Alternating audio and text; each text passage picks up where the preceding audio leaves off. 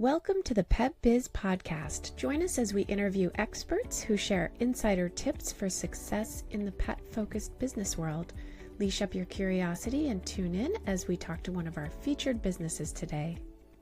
Hi everyone, I'm Leanne Shinton, the host and also owner of Pet Biz Experts, a CRM software company for dog trainers. And today we have Adam Katz joining us from the dog trainer Toolbox. And before you chat with me, Adam, just wanted to share a little story about you. The last time I think we saw each other in person, we'd gone for dinner, you and Carla, and we had dinner in Vegas. Do you remember that? Mm-hmm. Okay. Yeah. I've known you for a long time, and the thing that stood out was a lot of the dog trainers that were really, on the World Wide Web at the time, because this was a long time ago. We were watching you, and we were aware that you'd started, I think it was dogproblems.com, and just getting a URL like that at this day and age is like not even possible because all the good ones are gone. So you had this great URL, but you were a dog trainer and you were using online courses to train people, and you developed like a subscription or membership type course.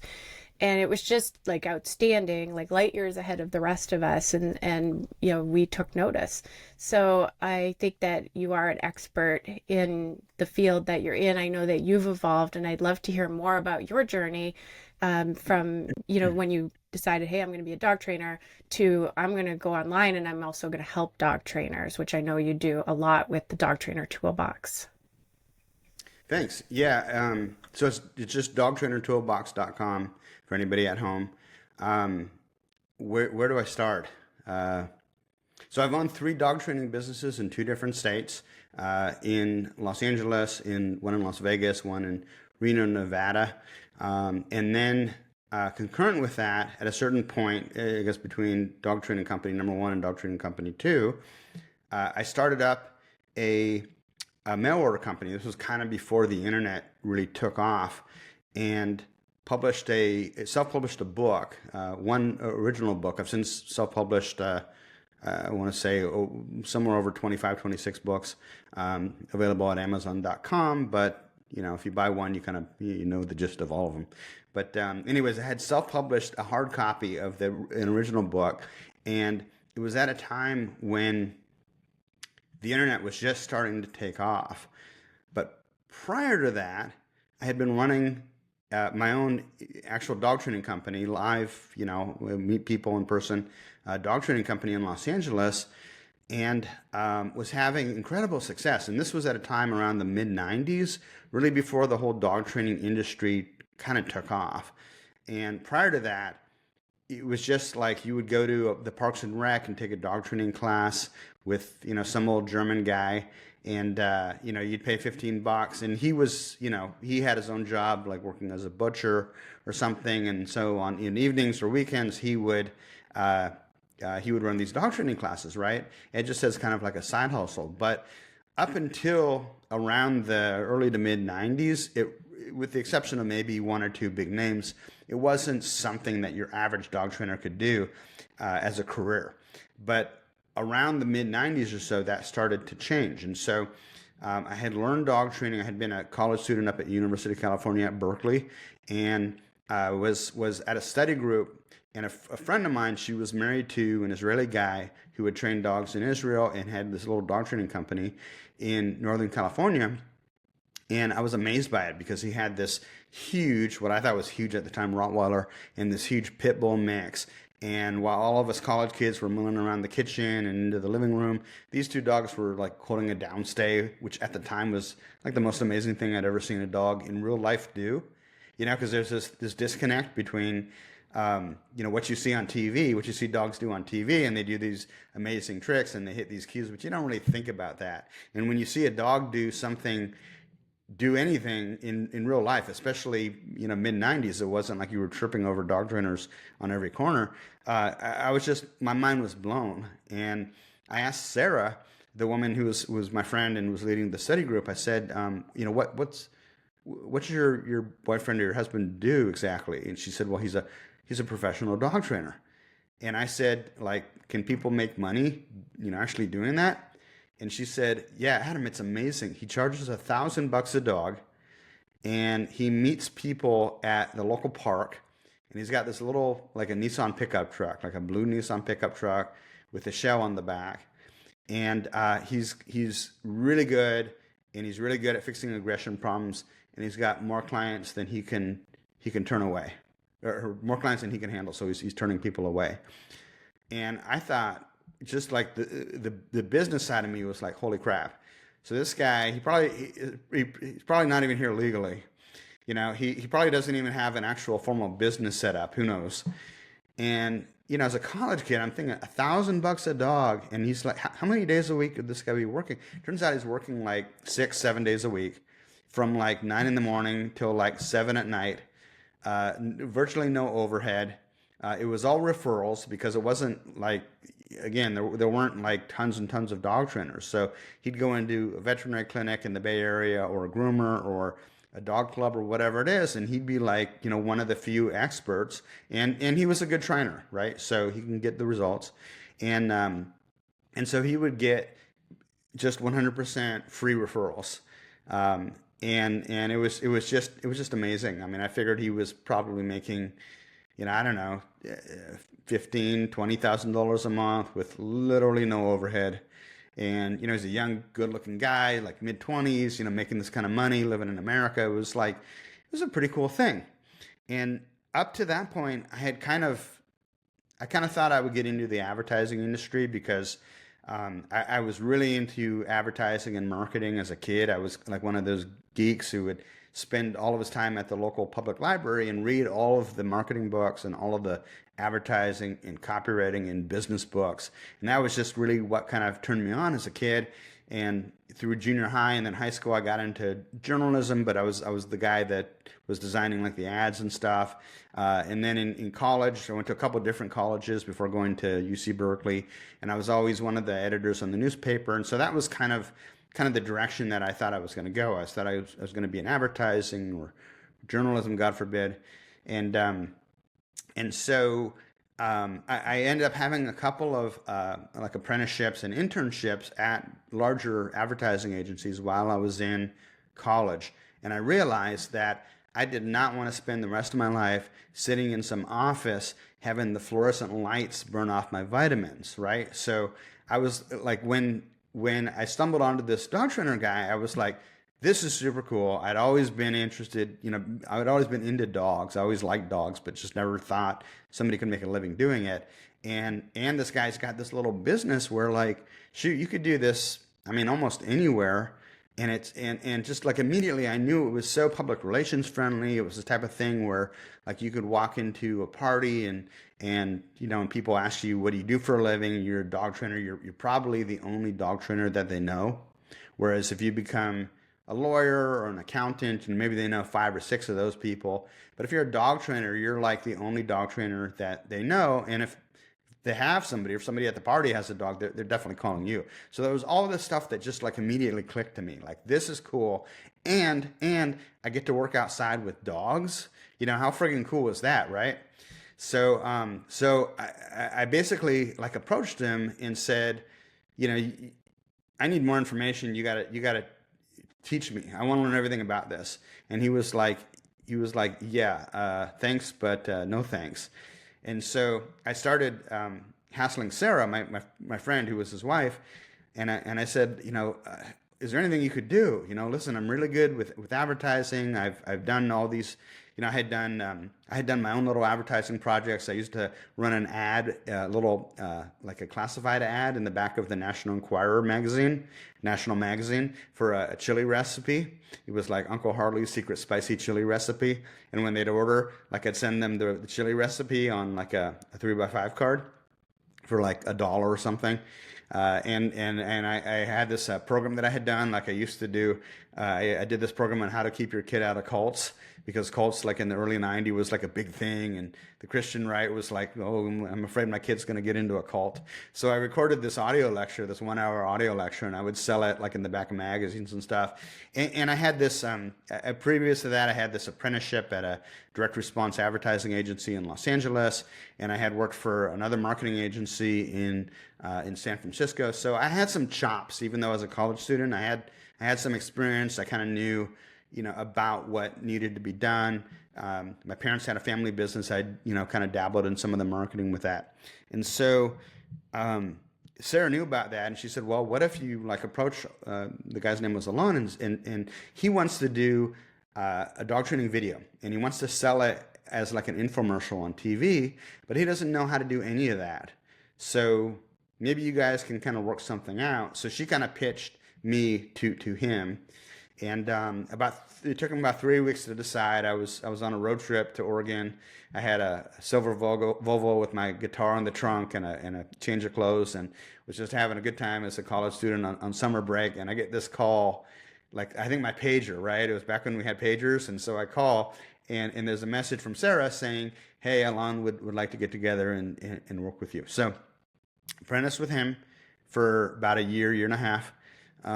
Graduated from university. Still felt like I needed a little bit more, right?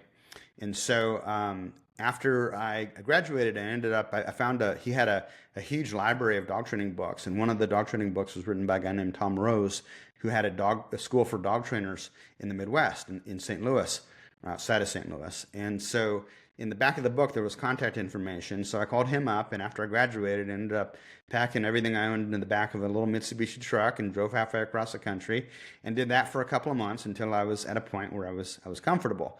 Well, after I was done with that, I went back to Southern California, started up my own dog training business, had similar success. And after, I can't remember, about 5 to 7 years, I still had that mail order bug, like the advertising and marketing bug. And so I was making like averaging between, I don't know, $9,000 to $11,000 a month, which was like amazing for a dog trainer at that time. And my average program was like, my basic program was like $300. My middle program was $500, and my platinum program, which was like nobody ever really chose, it was just there to get them to pick the other two programs, was like $900 or $1,000. So I was selling like a lot of clients and doing all pretty much the work myself. But for a guy who never had a real job, and dog training at that, like it was amazing. So I created this course, the 3-ring binder, and I started advertising the course in the back of like what was Dog Sports magazine or Dog World magazine, Dog Fancy magazine, and it was titled something like how you can make $11,000 a month plus training dogs in your neighborhood park. And I ended up selling that course for between $500 to $800, depending on all the add-ons that you chose. Ended up selling that to a lot of other dog trainers around the country who are actually still in business today and still big successes. So it's kind of interesting how like everybody's, including myself, is still in some way related to the industry. And so that was good. It was kind of cool that I was able to like supplement my dog training revenue with this mail order stuff. But it dawned on me that there are way more dog owners than there are professional dog trainers, right? And so I was making, I don't know, $1,500 to $2,500 a month selling my courses to other dog trainers. But it dawned on me that, hey, I could sell like the same dog training information that I'm giving my clients, my in-person dog training clients. I can sell that information. And this thing, the internet, was just starting to take off. So I wrote a book. I wrote like a little 125-page book, which later ended up being a 325-page book. But I started selling the initial 125-page book.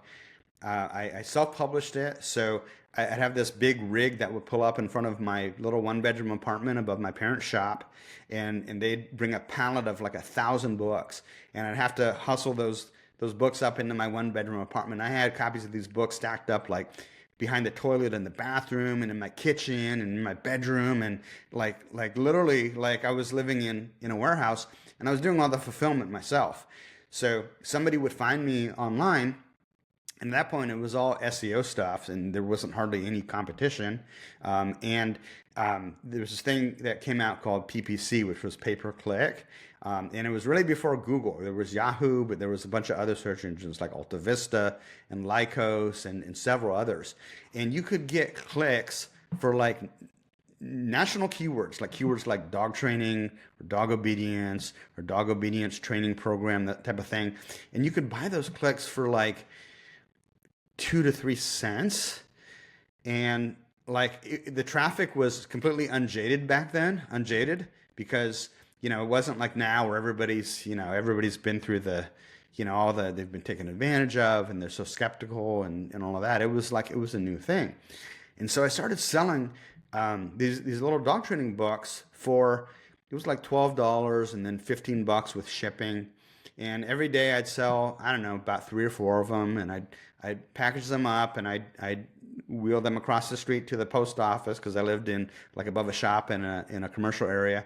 And I'd take them and I'd stand in line, and the postmaster guy was this old guy from Guam, and he'd say, we got to be friends, and I'd ship these out every day. It was nice, but it wasn't like I was never going to quit the dog training, my in-person dog training business, which at that point, I think it was like year 5 to year 7. I was already starting to get really burnt out. It was just, it was something that I just felt like I wasn't at my highest and best use. And I always loved dogs. I was into dogs. I thought dogs were cool, but I'm not like you and Brett are. I'm not like a dog sport person. I'm not like the kind of guy that does dogs as a hobby. That's just not where my interests lie, right? So I knew I didn't want to be doing the face-to-face dog training, and I didn't feel like I had the temperament to grow the business into something bigger and deal with employees. Like my family always had, like retail companies, and my father always told me, like, you don't want employees. You don't want employees. Like, do something that you don't need employees, right? So the mail order thing was really attractive, and then the internet came along, and I started selling the books, and realized that at $12 a book, I was never going to get rich. So I expanded the book to like 325 pages. I added 5 audio cassette tapes, which each was like a 1-hour lecture. So they get the book, and they get 5 1-hour lectures, and they get a little hard disk of links. It was like Adam's 500 favorite links. And that was like a big deal back then, because, it was like, oh, these are Adam's hand-selected links. It was like, now you go to Google, big friggin' deal, right? So anyways, that was the package. And so once I packaged that up, they got the book, they got the 5 audio cassettes, they got the disc. Oh, and they got what would it be, 8.5 by 5.5 cardstock card of like puppy raising tips that they can put like with a magnet on their refrigerator, so that as a reminder of like what they should be doing with their puppy. So it was a package, and they got all that for $50, right? And still shipping the stuff out like out of my 1-bedroom apartment. And so funny thing happened. I went from selling like 3 to 4 of those just the book a day, to selling 3 to 4 to 5 of the $50 package, right? I got rid of, you couldn't just buy the book. If you wanted the book, you had to buy the whole package. And so now it's like, wow, now I'm making $200 a day, which, before expenses, but still like my expenses I had the hard expenses, and the advertising expenses were minimal, because most of it was just organic SEO. And that was pretty cool, because now it was like, shoot, I can make the money from the dog training business, but I can make almost as much from this little internet business thing that I started. And that was pretty cool. After a year or two of doing that, it dawned on me, hey, dummy, you could also sell VHS tapes. This was before DVDs, right? So I recorded 5 VHS programs.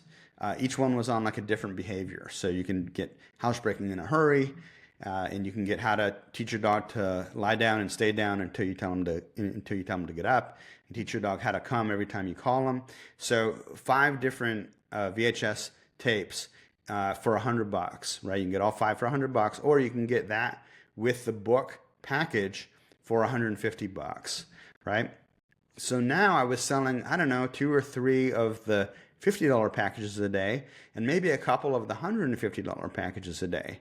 So suddenly, I went from, and I remember the first, I didn't even know if it would work with the VHS tapes and stuff. I had a friend from college that I paid, and it was like, we had a big falling out because he thought, I didn't negotiate the price first, which is a lesson for you kids. When you hire somebody, always negotiate the price first.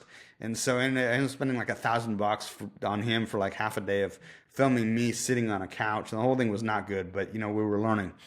And so suddenly I was at the point where I was making 11 or $12,000 for my little internet business thing. And so that was like, holy cow, how long can this go on? Eventually I got some people to take care of the fulfillment for me so I can get that stuff out of my, like the boxes and stuff out of my living room, and they did the shipping and the customer service, and that was great. I had to pay a little bit more, but it was super. And so it gave me location independence, right? I closed that first dog training business down. I decided I wanted to move to Texas, and was consistently making, between $11,000 to $15,000 a month, selling the courses, and the fulfillment company was in Georgia, and everything was cool, but it was always stressful because by that time more and more players started entering into the field, right? And not only that, but more and more, there weren't not just other dog trainers, but also internet sharks. And that was something that was just kind of coming on my radar around 2000, 2001, thereabout. Eventually I moved to Costa Rica, and what I noticed was people were starting to become more and more familiar with buying digital downloads, right? So what I ended up doing was I took all of my info products and I turned them into digital products. And then in around 2006, the landscape was starting to change. There was a lot more competition. And basically with any kind of marketing, the person who can afford to pay the most to acquire a client is the one who wins. So if you can pay $100 to acquire a client and still make a good profit, and I can only pay $50 to acquire a client, and then it starts eating into my profit, eventually you're going to win. You're going to get up market share. So 2006 came along, and this thing called membership subscription website started to come on the scene. So I took all of my info products and I converted them to digital, and I put them behind a paywall. So now if you wanted to buy the book, you got a free month of the access to the subscription website features, which also included not only the digital content, but more digital content, and access to a discussion forum, which was kind of like a new thing back then. And I had other professional dog trainers helping me answer questions. And there was all kinds of different benefits. And you got all that for $39. And what I found was that just like a gym membership, a lot of people would sign up and continue to pay month over month because they thought, well, it's just cheaper to keep it. I may need it at some point. I may decide to use it. The dog's getting older. He may have other behavior problems. And so what we found was that the average member stayed about 7 to 8 months, but we'd have about 20 to 30%, I think it was closer to 30% of the membership base who would just let it roll month over month, year over year.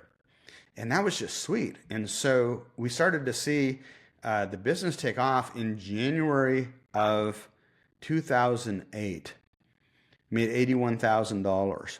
It peaked 2 months later in March of 2008 at around $83,000 and some change in 1 month.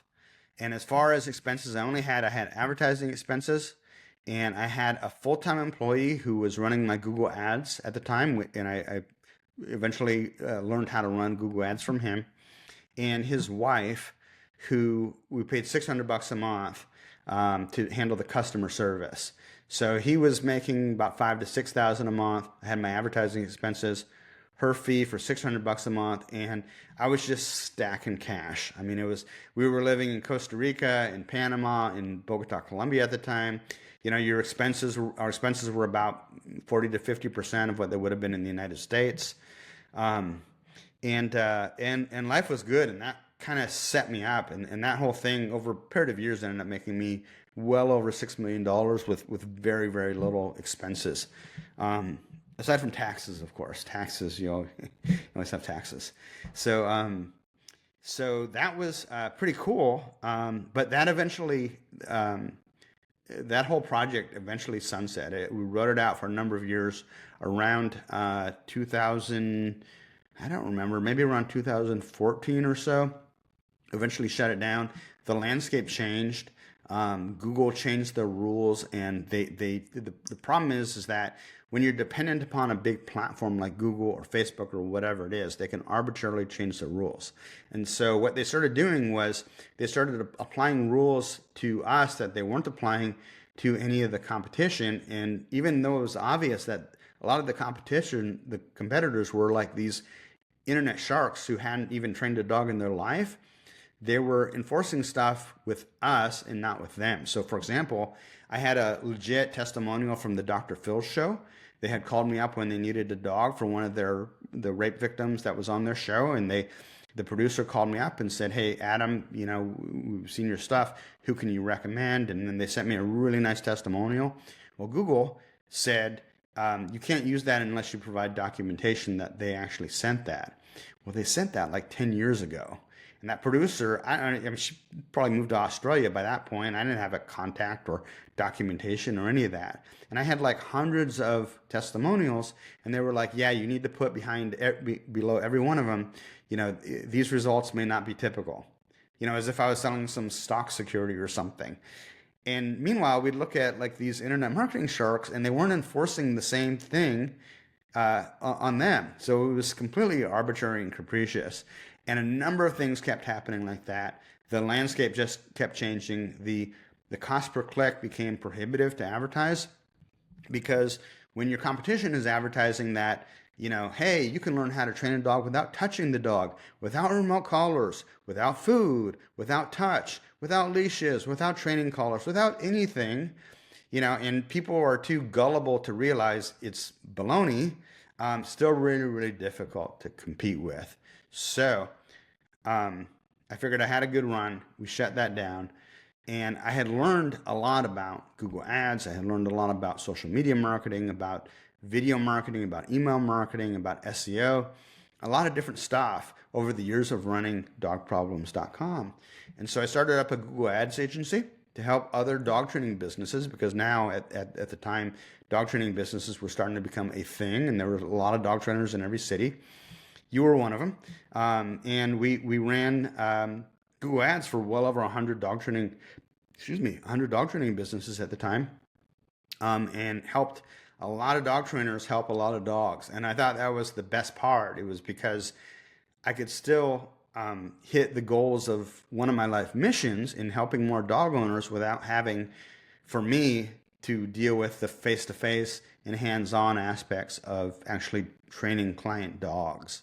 I could help other people who really got a charge and got, you know, electrified from helping dog owners face-to-face. I can help them because I had actually done it and I had all these skills. So we did that for about 7 or 8 years. Got kind of bored with that, got tired of fighting with Google, handed that business over to my lead tech at the time. His name was Brandon, and he continued to service those clients. And I saw there starting to be a shift. I saw at a certain point about 1.5 years ago, some of my friends, professional dog trainers, who had been clients, started contacting me and saying, you know, "Hey, I've been getting really good results with Facebook ads. You should look into this, because with what you know about Google ads and the rest, you could really maybe have some significant impact, you know, kind of doing what you were doing with Google ads, but with Facebook." And at this point in my life, I'm 53 now, I'm kind of semi-retired. I decided, like, I didn't want to have another agency with employees, even though most of the employees were virtual. I didn't want to just rebuild what I did. But I like the idea of continuing to help the dog training industry, and I like the idea of keeping my fingers in the advertising industry, because I think there's real power there in knowing how to continue to reach people, and get them to motivate to take action and do stuff. And so what I decided was, okay, I'm going to keep it small. I'm going to take on about 12 to 13 clients, and maybe a few clients outside of the dog training industry, again, just to keep my fingers in the advertising industry. And I've been doing that, and it's been working really, really well. I mean, every campaign, you have to test. Obviously, just like with any type of advertising, you have to test it. So that first 30 days is always a test. But if you can get the campaign dialed in, you can get a consistent flow of new clients for about 30 to 70% less than what we were spending on Google Ads clients. And I still think, the average dog trainer should run Google Ads. I still think that anytime that you can invest $1 and get $7 to $9 back, or at least invest $1 and get minimum of $3 back, it's a good thing. But I'm seeing this window of opportunity with Facebook right now, where it's not always going to be like this. In a few years, everybody's going to rush out, and every dog trainer in your city is going to be running Facebook ads, just like every dog trainer is currently running Google ads. But for right now, I think there's a real opportunity to dominate with Facebook ads, and so that's where I wanted to position myself for the next coming several years, as we continue to test other ways to help dog trainers, meet their goals and continue to get a consistent flow of new clients. So, wow, was that a long-winded biography or what? Well, that was fantastic. I liked hearing about the aha moments that you had in your journey, and that you had your eyes open and you followed and evolved. And, even with dog training, like I always feel like if somebody's out there doing it better, I want to learn it. Like I want to evolve and I want to learn as much as I can. And definitely sounds like you were just open to that. And you're such a gift to our world, because now with all of your experience and marketing training and, as a real dog trainer, you can bring that help to us. And amazing that it's evolving into Facebook ads. Also, just to mention too, like you're at dogproblems.com and at the peak, I mean, making so much money, especially I think 2008 was like a big housing crisis, especially in Las Vegas. Like dog training is kind of like a sort of recession proof industry. Like we were doing great. I was a part of a franchise in 2008, and it was like no problem, even though the whole world was falling apart, especially Las Vegas. So amazing. Yeah, we're really blessed to be in this industry, to not only do what we love doing and helping dogs and owners, but also the fact that when you look at the 2008 the market crash, as well as the whole COVID thing, like, wow, how blessed are we, right, to be in an industry that has really survived all of that, and hopefully it continues to do that. But I mean, bottom line, all of our goals is we want to help dogs, we want to help dog owners. But the fact that we can, actually make a living doing that is a very cool thing. Absolutely. Now, one of the things I've noticed, you've been talking about on your Facebook page and group, is it The Dog Trainer Marketing Group? Dog Trainer Marketing Group. That's the one. Yeah. So that's a fantastic group. So it's a free group, right? Yep, absolutely free. You can join. You'll be amongst, at this point, over 4,900 professional dog training business owners, swapping secret strategies, tactics, and tips on how to grow your dog training business. And I've noticed lately you've been posting about kind of helping us to understand. I think you have a strong interest in persuasive copy or persuasive text. Mm-hmm. And if you could share a little bit about kind of that and how we can use persuasive text, maybe if we're not even running ads, but in our website and our Facebook posts and such, to think like how the average Joe would want to hear what we have to say. Yeah, so this is really cool. Copywriting, not copyright in terms of like, when you write a piece of music and then you copyright the music, but writing copy is the art of writing persuasive text, that persuasive words that get people to take action. And so the whole concept behind copywriting and advertising in general is that you can A/B test different words, right, to figure out what gives you the best response. So if I write one ad, as we call that the A, and I use the phrase invest in your dog's happiness, and then I take the exact same ad with the exact same image and everything's the same, but I just change the headline and I change it to "We can train any dog." So a recent test that I did, you can run those two ads with Facebook or with Google, whatever you're using, and you can find which one gets the most clicks, which one gets the most sales, just by changing the words in one line of text. You can get 3 times the amount of sales or more from one versus the other. And so to me, it's still like magic. It's like, wow, I can figure this. I can figure out what words work better than other words, and just by changing the words, I can make more money, or I can reach more people, or I can help more dog owners. It's crazy. It's like magic, right? So especially with Google Ads over the years, we were able to test and figure out, and the sales letter that we used for dogproblems.com to sell the membership site, we did extensive testing with that. And so we figured out, what are the money keywords? What are the keywords that get people to click and to take action? And so, and Facebook's an amazing platform for that, because you can get so detailed, so it's minuscule detail about what works and what doesn't work. So it's really, really pretty cool. The more you can study and master language, the better the communicator you're going to be, and the better communicator you can be means that you can have more success with your clients, you can have more success with your love life, you can have more success with your business, with your family, with your kids. It affects everything. Like the words that you use, changing sometimes just one word can have a dramatic effect on the results that you get.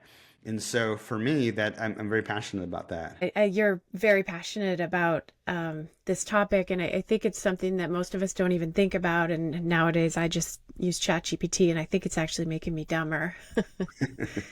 But I guess one question I had as we were starting to think about like text that's going to attract people to your business is, knowing in the news, like they say, don't watch the news because the news makes everybody negative. It's kind of falsified, and there's been studies that show that there's like a 63% higher click-through rate and this and that if you're publishing negative news. If you're making people worried and stressed about tornadoes and terrorism and all that kind of stuff, people are going to watch, they're going to tune in. So I wonder, and you would probably be a good one to answer this, is there, some way we could use that when we're trying to attract people without being too, crass? But if we talked about like, hey, dogs getting hit by cars, you get training and, can avoid some of those things, dogs having foreign body surgery, like, is there something we could do kind of in the negative that would attract more people? Or would that maybe get all the Karens upset and like unfollowing because we're talking about scary stuff? The answer is it depends. It depends on the context. So if I'm writing long copy, which is like, for example, if I push somebody to a landing page, or maybe I give them a brochure, I want them to take something home and read about me. Or if I'm being interviewed, like if I send out a press release, then yeah, conflict works great to get eyeballs. That's why you see, so many of these Twitter threads just blow up, because it's all about conflict, right? And the news media loves conflict. So anytime that you can create conflict, that's a good thing in a certain context, right? So it depends. If I'm sending out a press release, maybe I'll invent, or not necessarily invent, but amplify or magnify a conflict that already exists. So, for example, I've always been a balanced trainer, so I use tools to train dogs. I use prong collars, I use remote collars, I use, choke chains, et cetera, et cetera. I use a crate. And the enemy to that are the purely positive trainers. And these are trainers who don't use any of those tools. They take a different approach. And I think that I legitimately think it's 90% kind of a bullshit approach. There's maybe 10% that is good if you put it in the right context, puppy training stuff or certain types of temperaments. But in general, I think there's a lot of politics in dog training. And so what I'll do is I'll amplify that in the context of, coming out as a white knight in my press releases to position myself as the person that's bringing you the real information, the actual dog training approach that's used by police dog trainers and search and rescue dog trainers and handicapped dog trainers and stuff, and isn't trying to sell you something to take advantage of you and rob you of your money, right? So you're setting up a conflict there, and the media loves that. The media loves if you come out and you've got an issue and you're angry about it and you're challenging about that. But I will say that in the context of for example, the copy, which is again the text on your website, I think there's a better approach, and the better approach is simply looking at how do you push their emotional hot buttons and talk to them in the language that they understand, basically what we call enter the conversation in their mind, right? So if you ask most of your dog training clients, before they're your dog training clients, they're just a prospect, and they come to you and you say, what is it that you're looking for? And they usually have like one issue, like, oh, he jumps up on me, or he doesn't come when I call. So, okay, that's easy to fix. Like, what in general, though, in addition to that, what else would really, help you? And everyone pretty much says the same thing. They say, well, I just kind of want my dog to listen to me. I just want to get my dog to listen to me. Okay, so that's actually a headline that I've used. I listened to what people were saying, and I used that as one of my headlines, and it worked great. It's like it's almost easy to a certain extent, because what you're doing is you're listening to the language that they're using, and you're entering the conversation in their head. And I just want to get my dog to listen to me, and so you slap that headline on the top of your website. Here's how to get your attention. Nashville dog owners, here's how to get your dog to listen to you anywhere you go, right? And boom, it connects. They understand you've just pushed their emotional hot button. And then the next process, of course, is using different tactics like features and benefits, not just listing features, but also listing benefits. So the feature is you get to teach your dog to come on command. The benefit is that you're never embarrassed at the dog park again. The feature is you get to teach the dog to lie down and stay down. The benefit is that you can take your dog with you to Starbucks and have him lie down. And when you go in to get a napkin or another bagel or something, you're going to come out, he's still going to be there, right? So features and benefits make your website more persuasive, make your advertising more persuasive. Testimonials written the right way, not the wrong way. The wrong way is, hey, Leanne's an amazing dog trainer, ... Susan L., right? And it's a picture of a dog that looks like you bought the picture from iStockphoto.com. It's not credible. It doesn't persuade anybody, even if it's true, right? So what we do, we do a done-for-you dog training business website where we take care of all this stuff, so you, the dog trainer, doesn't have to figure it out on your own.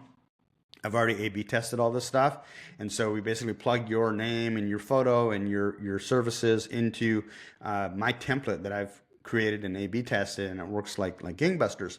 So when we write testimonials, you want to have a picture of the owner and the dog so they can see that it's a real person, and the client's first name and last name and the city and the state, which lends to credibility. It says, hey, this is somebody that's actually maybe in my neighborhood, definitely in my community. It's a real person.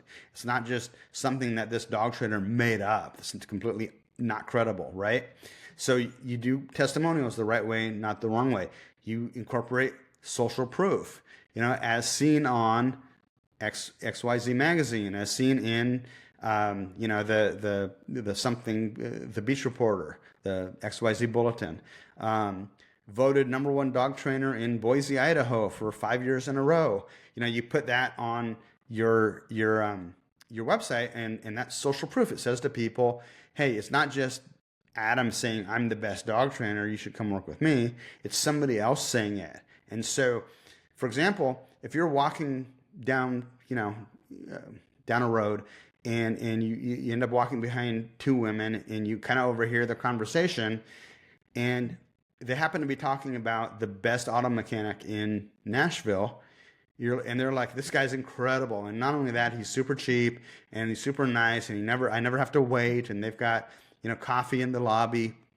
They're just great, right? And I overhear them saying that because they're not trying to sell me anything, like they're not compromised. I'm like, hell yeah! If I need a mechanic, I'm gonna go check out the guy that they were talking about, Jim Bob, right? But if Jim Bob walks up to me on the street and says, hey, I'm a mechanic and I'm the best mechanic and blah, blah, blah, blah, blah, there's a lack of trust because Jim Bob is the one who's telling me that. So the more you can use social proof to get somebody else to say nice things about you, the more persuasive that's going to be. And guys, I've tested this. The whole advertising industry has tested this stuff for the past 70 to 80 years. So it's not like I'm making this stuff up. This is like real proven stuff. And it's just like, what a pet owner knows about dog training versus what a professional dog trainer knows about dog training. The professional dog trainer knows all of this stuff. Like if I pull on the leash at a certain time, the dog's going to react this way instead of that way. Well, when it comes to marketing and advertising and copywriting, there are all these shortcuts and hacks you can use to get better results from your website and your advertisement and all of that. So the whole goal is that instead of having to spend a bunch of time and energy and money, and you get 100 people who end up, on your website, and then 1 out of 100 calls you, what if you could just change what you have on the website, like the words and how you phrase things, and go from like 1 in 100 to like 1 in 10, or maybe 1 in 5, where you've just 100 extra revenue without having to even spend any more money. So this copywriting stuff, strongly recommend that you look into and learn it, because it's an applicable skill that will help all aspects of your life, but specifically your dog training business. Yeah, I've definitely experienced using content that my clients could relate to. I've done it wrong, where I say the word recall or reactivity and things like that, where my clients are like, what's a recall? And I'm like, oh yeah, of course they don't know what that is. It's the come command. But how simple Absolutely. is that, but lesson learned. Yeah, yeah. You never want to use industry jargon to non-industry people. It's like an in-group, out-group thing. That industry jargon was kind of designed to help people in the group differentiate themselves from people outside the group. But when it comes to marketing and advertising, and that's fine when you're talking to other dog trainers, but when it comes to marketing and advertising, you want to speak the language of the client, of the average dog owner.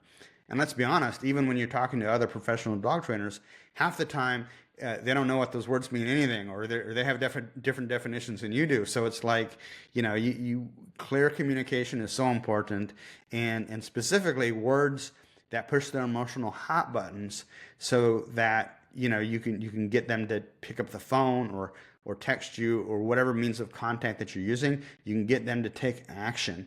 And so I've got a couple of books that I typically recommend to people who are just getting into it. Now, I'll give you a fair warning. Copywriting, like anything else, is a skill, and it could take years to do it really, really well. But at least if you know what good copy is, either you could make some improvements yourself, or if you do hire a professional copywriter, at least you'll be able to see kind of what is good copy and what's not good copy. So one of the books I recommend is called Copywriting Secrets by a guy named Jim Edwards. You can get the book on Amazon.com. It's a really good book for people that don't know anything about copywriting. It'll really cover a lot of the basics. And the other one is called Cashvertising by a guy named Drew Eric Whitman. Like cash and advertising, Cashvertising.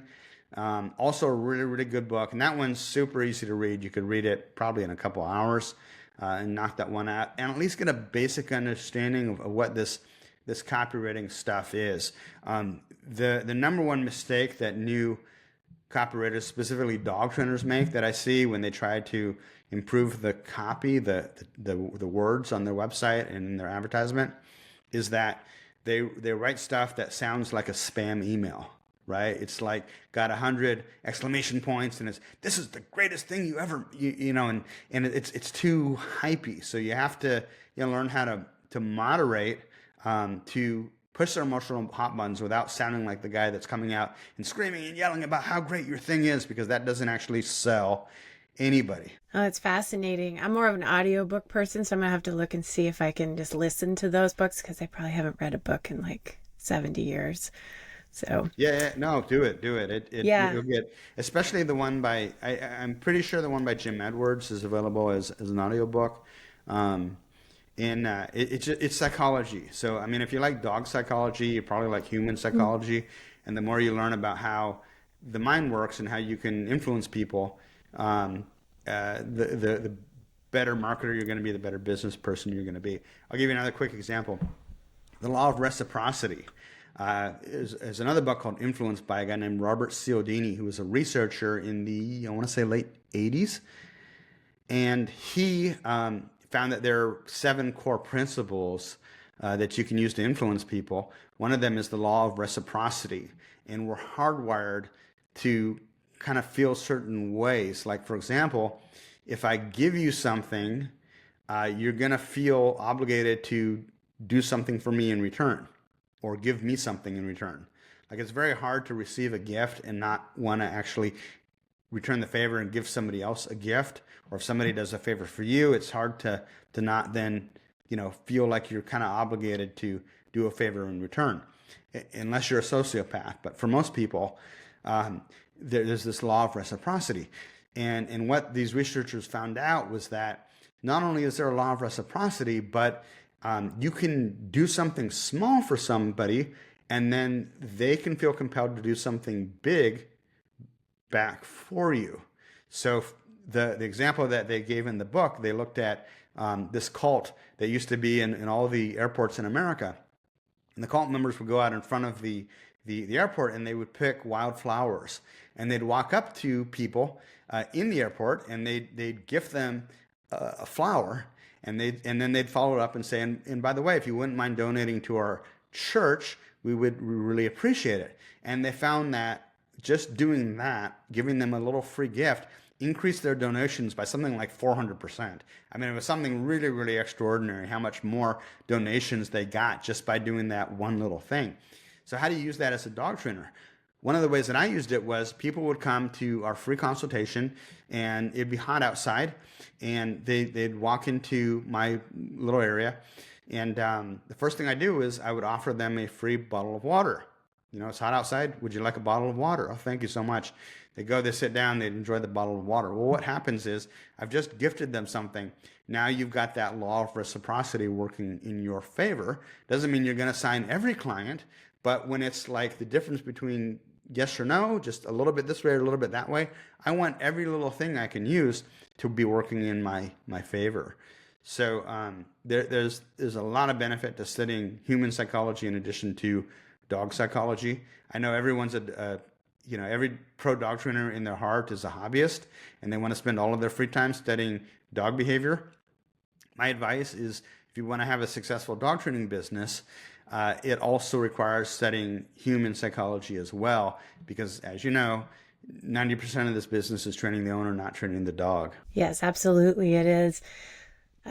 And yeah, it's like a bait word for me as a dog trainer. Like when you mention like, well, if you like dog psychology, you might like human psychology, you might like this book. I'm like, I'm totally getting that book now. Like, it's just fascinating to me. It's interesting to me. I always want to learn about stuff like that. So, and I think that we could probably start a cult too, just as a side business, because you keep mentioning this and I'm like, I feel like maybe this is like an aha moment.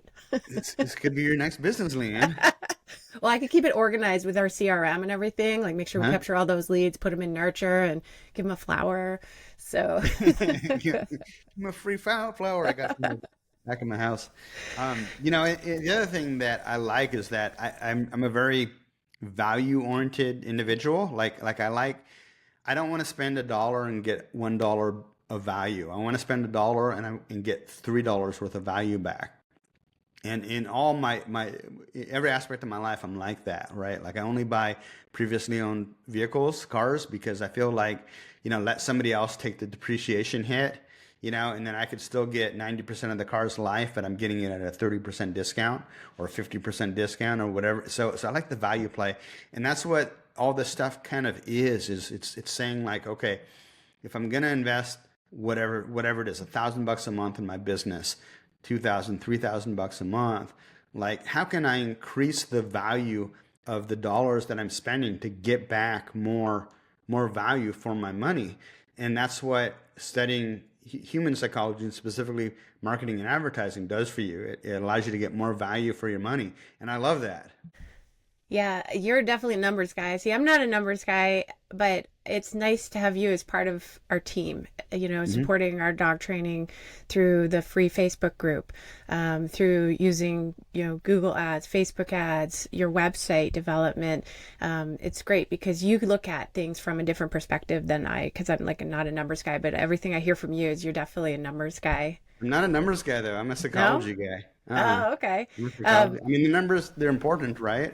Yeah. I mean, yeah. you need to know some basic numbers. Otherwise, the money's going to go out and you're going to be left broke. But, Yeah. but I'm very much more of a, I guess, psychology guy than I am like there's guys out there.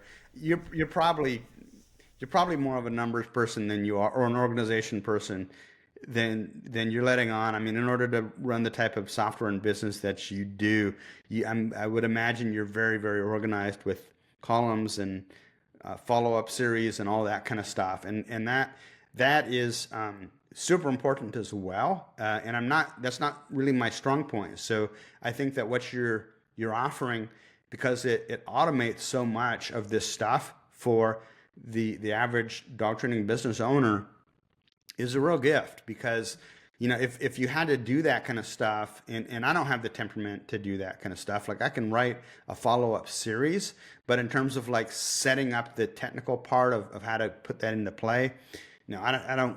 I want to work with someone like you who could do that for me, and specifically a system that we can put in place that will automate that process. And that's a huge part of this whole thing too, because if all you're doing is just trying to bring in a new lead, but you're not working the lead consistently, you're leaving 90% of your money on the table. Meaning, like if I get a lead and I call that lead back once and they don't answer the phone, and I hang up, and then I go on to the next lead and I never follow up with that first lead, I'm leaving a ton of money on the table.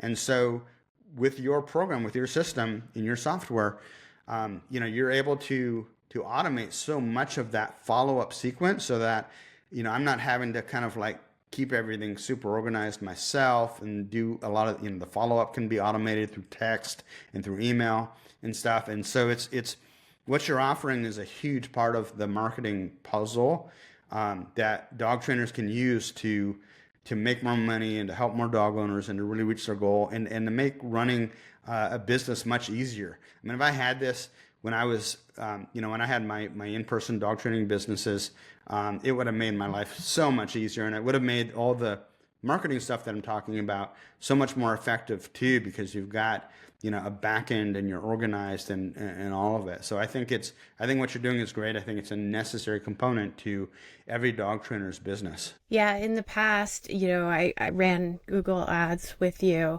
and they were fantastic. I was getting so many leads, but I wasn't answering my phone. And so eventually I ended up building out a CRM that could help with that. So yeah, lead follow up, because you can't just pay for leads and they come in and then you're Yeah. like not converting them, because it could be you need sales training too, but it could also be that those leads are basically just going in the garbage. So that's definitely important. I wanted to ask more about the dog trainer toolbox and like where people could get started. Maybe they already have a website or maybe they don't. Maybe they're interested in Facebook ads. Maybe talk a little bit about that. Sure. So if you go to dogtrainertoolbox.com, you'll notice that there's a number of different services as well as information products. So, for example, if you're just getting into the business and you don't know how to sell yourself on the phone, or you don't know how to run an in-person consultation, or maybe you do, but you just want to be better at it, We've got information products you can purchase and then download and go through those. And a lot of those have actual real life recordings of clients calling dog trainers, so that you can hear other dog trainers like what they're doing right and what they're doing wrong. So it's pretty cool stuff to kind of get you on the right path. Because if you pay for leads, but then the leads come in and you answer the phone, hello, or you don't know how to talk to clients, you're not going to make sales. So we've got the info products. We've also got a number of services, some of which I offer myself, and others that I refer you to because they're people that I've worked with, or my friends or clients have worked with them and said, hey, we got a really good result. So, for example, I'm not currently running Google Ads, but if you go to dogtrainertoolbox.com, you can click on the box that says Google Ads, and I'll send you put your email in, and I'll send you I'll connect you to the guy that I do recommend who is running Google Ads and does a really good job. As far as where to get started, really, I think the foundation for everything is your website. Because if you're running Google Ads, if you're running Facebook ads, if you're doing veterinary clinic networking, if you're doing cold walk-ups, or if you're doing on the street side training and people are rolling down their window and you're giving them your business card, eventually they always end up on your website. So the better your website converts, the more money you're going to make, the more consultations you're going to book. It makes everything else that you're doing work better. And I get people who are like, well, can't I just copy your demo site and I'll change it a little bit? I mean, in theory you could, but every single time that I've looked at the people who do that, they don't understand the why behind why it works, and they miss that when they try and copy it.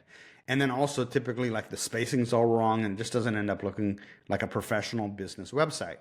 So we've got that. We've got that offer, the Done For You Dog Training Business website, so that you get up and running from day one, and everything on the website's already been A/B tested to get you the best response possible.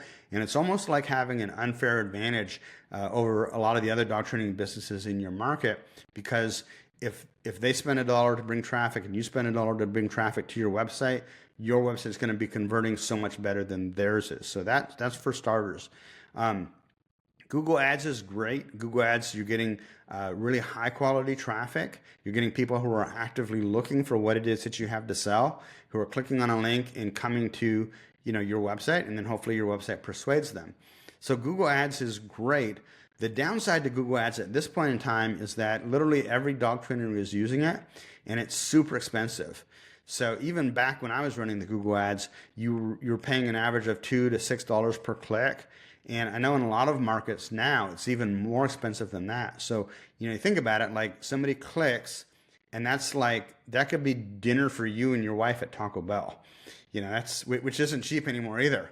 But, right? So, some markets like Las Vegas, you could easily spend $12 to $14 per click for the money keywords. And those are the ones that you want, right? Those are the ones that really move your needle. You don't want to advertise, for a keyword that's Filipina dog trainer who wears red tennis shoes and trains at the Main Street Park, because you're going to get one click a year, and you're going to get it for a nickel, but it's probably not going to convert. You want to go after those money keywords, the ones that really, really move the needle, like dog trainer near me, dog obedience training near me, dog training, dog trainer, those types of keywords. And there's a lot of them, right, that you want to focus on. And so because they work so well, and it's basically an auction, you're bidding against all the other people who are bidding on those keywords too. And so it could become very, very expensive just to run the ads. And if you don't know what you're doing, you're going up against people who are professional ad managers who do know what they're doing.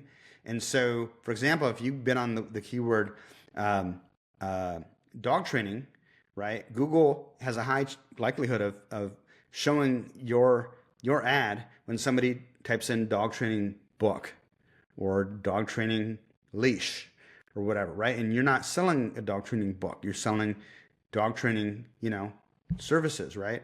And so the professional ad manager, he knows how to run a negative keyword list and make it so that if somebody types in dog training book, your ad doesn't show, and you're not wasting the $4 to $6 per click on that, having that ad show for that. So there's a real benefit.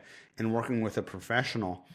Same thing with Facebook ads. So what I like about Facebook ads is that click for click, you can buy clicks, you can buy leads for about 30 to 70% less than you can with Google Ads. So, for example, Google Ads in a certain market you might be spending $6, $8 per click. In the same market, you might be spending anywhere from 40 to 70 cents per click. So it's significantly less expensive. That being said, people go to Facebook to look at kitty videos and to screw around with their friends and to argue about politics. They're not going to actively look for what you have to sell. They're not going to Facebook for that, and that's why you need to use the right words in your advertisement to actually hook something. So it's kind of like a school of fish swimming by, and you need to use your ad to hook those and pull those in. But you can pull those in for much cheaper than you can with Google. So on average, with Google, we're seeing a cost per lead of anywhere from $40 to $60. Again, depends on the market, depends on the keywords that you're targeting, but in general, $40 to $60 per lead. With Facebook, we're seeing an average of about $10 per lead. So it's significantly more affordable. And so there's a lot of opportunity there. Now that has to, what also has, you have to weigh is that the quality of the leads with Google is typically better, which, again, but you're paying for that. So there's a little bit of a difference there per lead, but the leads are so much cheaper that you end up coming out ahead. And we have several clients now who've completely stopped running their Google ad campaigns and are only running Facebook campaigns because it's working so well for them. Now, do I recommend that? No, I think that if you have the staff, if you can handle the volume of leads, do both. As long as you're getting a good return on an investment, if you're spending $1 and you're getting $3 back, or if you're spending $1 and you're getting $10 back, keep doing that. Don't stop doing that, right? But what I'm saying is that it's a really good idea to not have all your eggs in the Google basket and to at least test and diversify getting leads from different sources. And Facebook is one of those that I found right now is working really well. Next year it might be TikTok, it might be something else that comes up, it might be Twitter, who knows what. But for right now, we're getting really good results with Facebook ads. So if you're interested in that, go to dogtrainertoolbox.com, click on the box that says Facebook ads, and you can test it for really pretty cheap. And the other thing is the way that I do it, which is different from a lot of other people, because I've been a dog trainer myself. I don't do any long-term contracts, because I know that all marketing, all advertising is always a test. And so you can run it for a month very inexpensively compared to Google Ads and see if it works, right? And if it works, it gets a good return on investment. It typically continues to work month over month. If it doesn't work, you shut it off and then deploy the money elsewhere in testing something else. So what you're doing as a business owner, as a dog training business owner, you're constantly collecting different things that feed you leads, right? So that you're not dependent upon any one lead source, because any one lead source can dry up, typically over a period of months, but can dry up at any time. Or maybe your ad account gets banned because Google just arbitrarily decides that you did something wrong, even though you didn't. That happens. So it's really, really a good idea to not have all your eggs in one basket and diversify your lead inflow. Yeah, and as you say that you don't have the contract, you can go month to month. I think for dog trainers out there, if you're doing well right now, everything's going good, you're very happy with the income you're making, it might be a good time to explore doing some Facebook ads, so that if there is that ebb and flow that tends to happen in the dog trainer world, you can contact Adam and say, turn my Facebook ads on. I need them right now. Or I want to grow. I want to have more staff. I really want to turn, my receptionist wants to be a trainer. Like, I want to double my training clients. So you'd be able to just turn those ads on and off, kind of, I assume.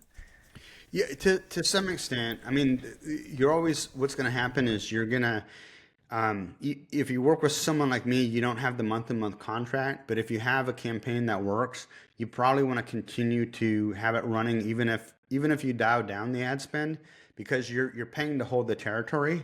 So, for example, like I only take one client per market.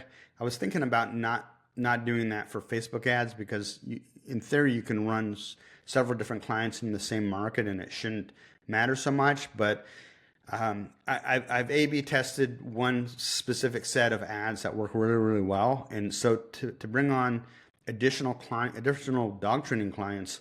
Sorry, that came out funny. Additional dog training clients in the same market.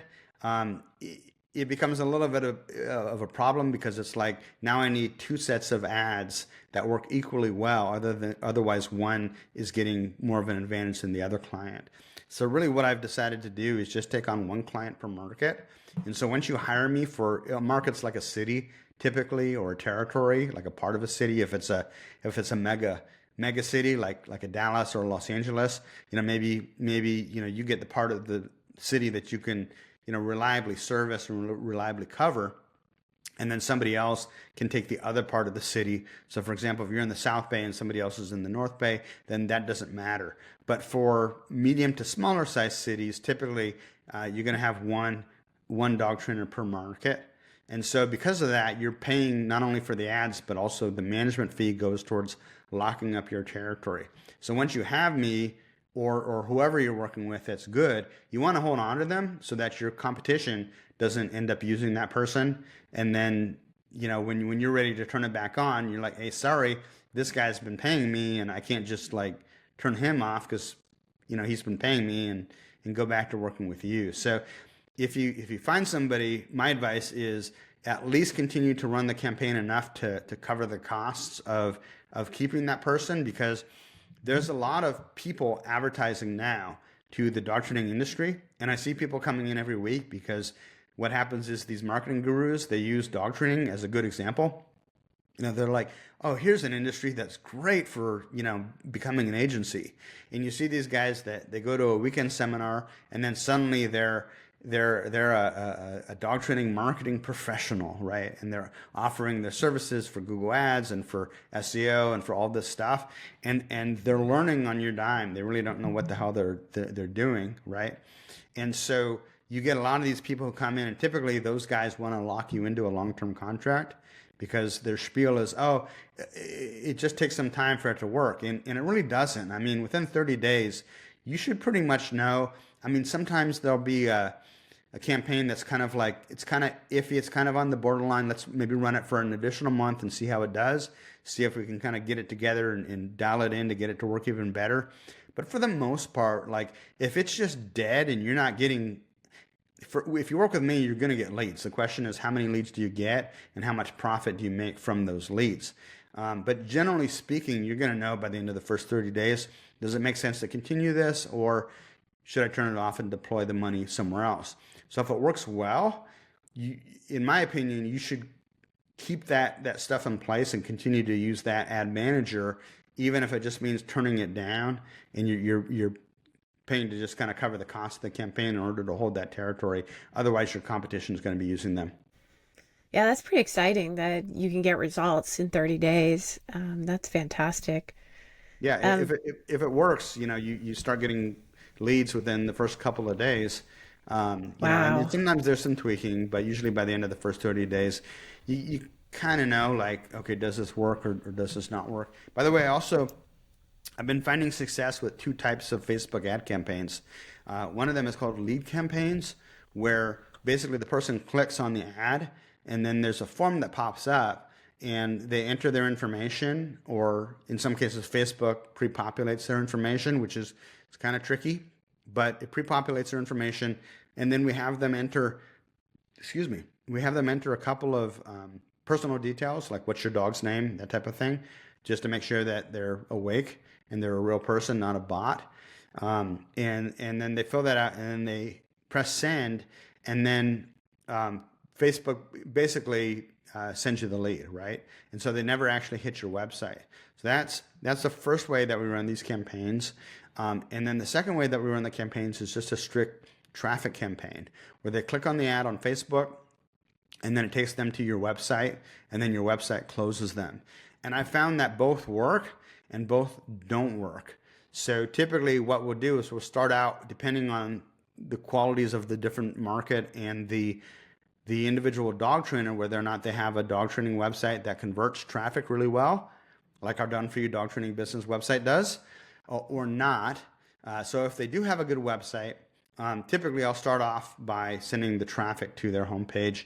But other clients, maybe I try it with the lead ads first, and if that doesn't work, then we switch it over to the traffic campaign. So they both work and they both don't work depending on the market and the individual dog trainer. That's fantastic information. So we are almost getting to the hour here, and there's one thing I wanted to ask you because you're funny, and I remember you telling me this story once, Funny looking. and I wanted to see if you could share like a funny story from your experience as a dog trainer, but I do have one that comes to mind, so I'm hoping it's that one that you're going to share. Huh? But if you got another one, I'm totally excited to hear it. Okay. Well, give me a hint. I'm not sure which one you're. There was a Chihuahua in a park with a cup and a Dasani water. Yeah, yeah, yeah. I got it. Uh, So, a very frou-frou woman shows up at the park. I was running one-on-one private dog training lessons from a local park in Los Angeles, and she shows up and she's got this little Chihuahua or some little dog, I can't remember. And she shows up and she was like this classic stereotype of this uppity white woman.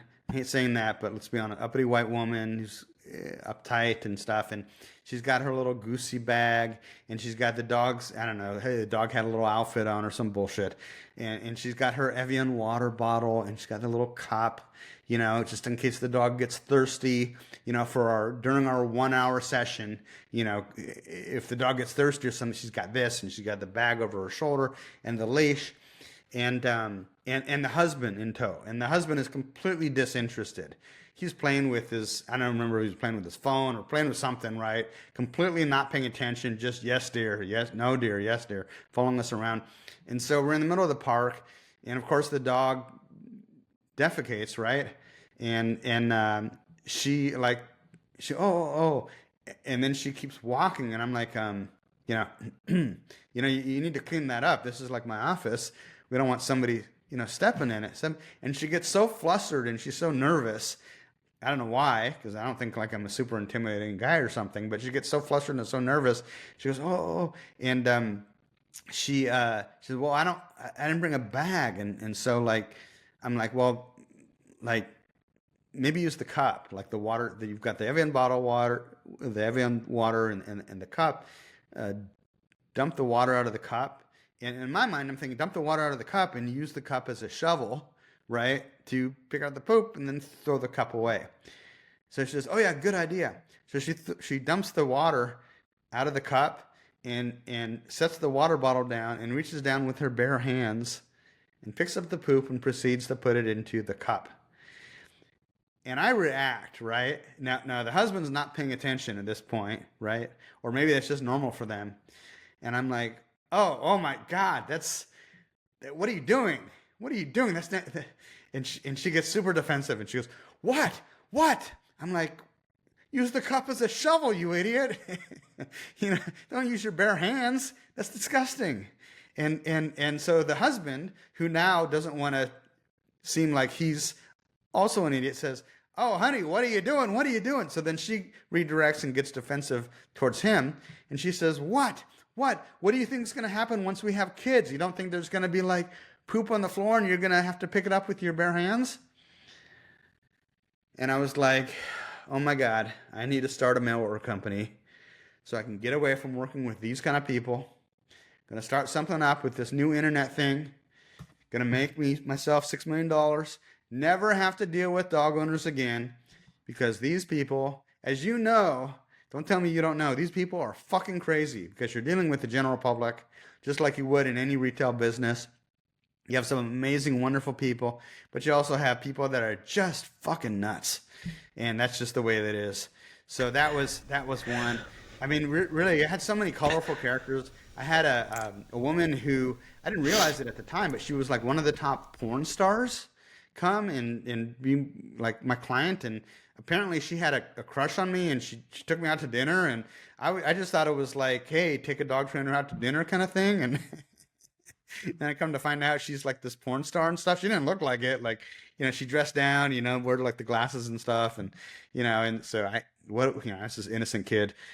So I had a guy that was like the captain of the Kings, the hockey team, and his like Jerry Maguire like agent, and just all kinds of interesting people. I had one guy that had been like a professional pool player and gambler, and he had some kind of condition, and he had like large chunks of skin falling off his arms, and I had another couple. They came to me like on a Friday, paid for the program. Young couple, good looking couple. A little bit rough around the edges, but nothing abnormal. And they go home. They finish the lesson on Friday. They go home on Saturday night, or they go home after the lesson, and then on Saturday night, they get into an argument. He pulls out a gun, shoots her in the head, puts the gun in his mouth, swallows the bullet, kills himself. And then the weirdest thing is that the following Tuesday, their brother, who was a truck driver, like a long haul truck driver who lived with them, calls me on the phone and wants to know if he can get the money back for the unused dog training lessons. And it wasn't that much. It was like $600 maybe. And I was like, how far down the list does the dog trainer have to? Your brother and his wife just killed themselves in your house. And how far down the list does the dog trainer have to be of money? And I just told him, like, you can use the credit and bring the dog in, but no, we don't offer refunds. And he was like, oh, okay, well, I'm pretty good with dogs anyways, so I think I'll just train it myself. Thank you. And I was in such shock. I thought this must be some scam just to get their money back or something. But no, I called the Torrance Police Department, confirmed the whole story. It was as reported, and just weird stuff. So I had my limit around year 7. For me, that was like as much as I could take of dealing with the general public, because I'm an extroverted introvert, and I really don't like people so much unless like you obviously. But like the general public, I don't like being around the general public. Pretty happy just being in my little cave here and doing what I do best. So to those of you who love working with people, I salute you. My Yeah. hat's off to you. You're doing the Lord's work. I think you've had a bit more of a wild ride than some of the rest of us. I gotta say though that the Sawney poop cup story, I've kind of like told a few people that as if it's my own because it's so funny. Like how you recoiled in disgust when she like scooped it up and put it in the cup. That's what we do. Yeah, and then the husband like keyed off me, right? Like the husband probably would have just ignored it and was like, "Yeah, she's doing crazy shit like this all the It time." is. But like when he realized that I was like recoiling in horror, he wanted to be kind of like on my side of the Yeah. issue, not on hers, which big mistake to those of you who are married. Big mistake. Always side with your wife. But Yeah, that anyway, one's fantastic. Yeah. yeah. So anyways, Awesome. hopefully this has been helpful. And like I said, anybody who's interested in growing their dog training business, check out dogtrainertoolbox.com. And definitely follow up with Leanne if you haven't already, because I think her programs, her software, her offer is really a winner in helping you really manage and grow your dog training business as well. And what's that free group again? The dog trainer and If you marketing. go to Facebook, it's the Dog Trainer Marketing Group. You'll see a picture of me with the Dutch Shepherd, and all you got to do is click join. It'll ask you a couple of questions to make sure you're not a bot, and it's free, and it's a super resource because It is. we've got some members that are doing like well over $1 million.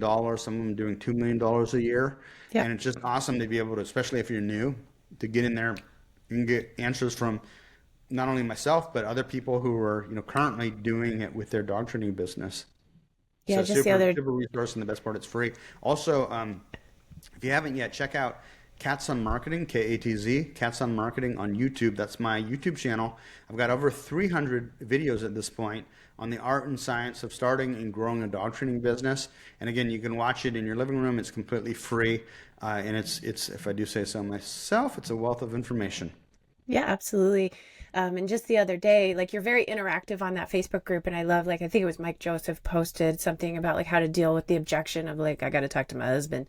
And I think you made a video like to help. And that's the thing. You're not just like using ChatGPT to respond to us and try to help us. You're getting out there and helping us with real words and, real responses and video responses as well. So that's really Trying my appreciated. best. Yeah. Yeah. Well, thanks everybody for watching. I'm again Leanne Shinton, the host and owner of Pet Biz Experts CRM. And thank you, Adam, so much from the Dog My Trainer pleasure. Thanks, Toolbox. guys. Awesome. Thanks for tuning in to the Pet Biz Podcast. We hope you've enjoyed learning from our featured business expert today. Stay tuned for more insightful conversations and inspiring stories. Until our next podcast, bye for now.